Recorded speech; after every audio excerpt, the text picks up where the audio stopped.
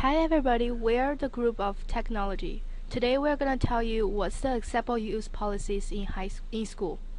Acceptable use policies are considered a contract between users of technology and internet and the provider. The intent of acceptable use policies is to keep both parties safe. A common issue with acceptable use policies is a failure to abide by the consumers. This can result in inefficient use of time, dangerous viruses, and loss of right to said service. Here's a video of a deeper explanation of the acceptable use policies. You can watch this and you will get a better understanding of it. Because acceptable use policies are often vague, here are some clarification that should be implemented within the school setting. When it comes to videos in the acceptable use policy, things can get pretty confusing. The most acceptable type of video to watch in the classroom would be like a TED Talk or any educational video that the students could benefit from that involves the lesson. Occasional acceptable videos are things that shouldn't be played every day, things that can be once a week, once a month, funny videos that could be shown during like a study time just to provide some stress relief, or just something short to lighten the students' moods. And an example of this is the video to the right, and this is just a short cat video. It's not any larger than a minute, and it can just make the students laugh for a few seconds but get right back to work afterwards. A never acceptable video would be anything that includes profanity, nudity, or violence, not even in movies or things that could be beneficial to the students. They should not be included in the viewing of anything for the students. Like videos, other websites, just general websites, are also kind of tricky in acceptable use policies.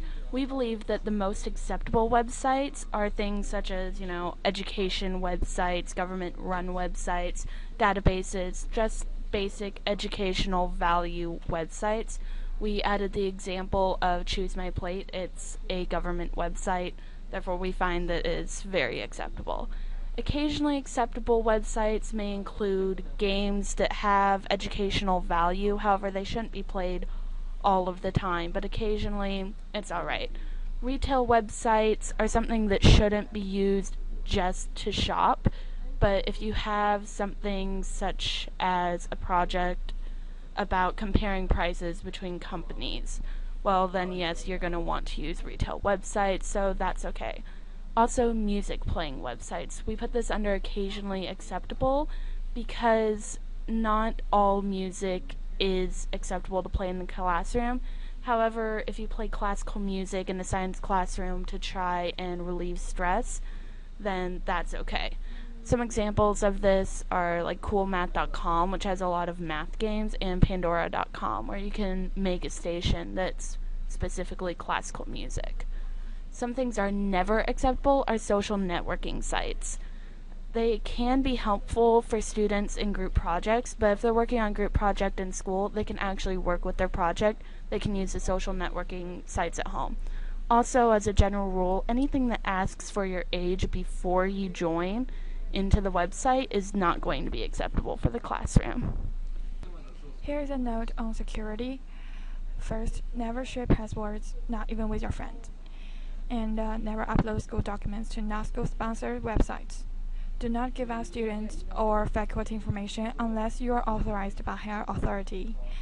And faculty and students should not interact on private social media pages until the students have graduated. Also, for downloading, remember, never download anything from anywhere that you do not know if it is safe.